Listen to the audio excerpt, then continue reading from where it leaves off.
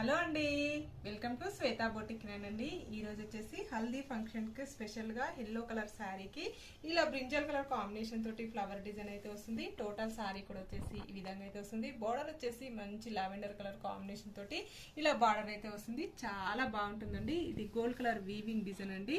ఈ విధంగా వస్తుంది. మనకి బార్డర్ వచ్చేసి చాలా నీట్ గా చాలా స్మూత్ గా వస్తుంది. One side big border, one side small border. Total sari వచ్చేసి ఈ విధంగా అయితే వస్తుంది ఫ్రెండ్స్.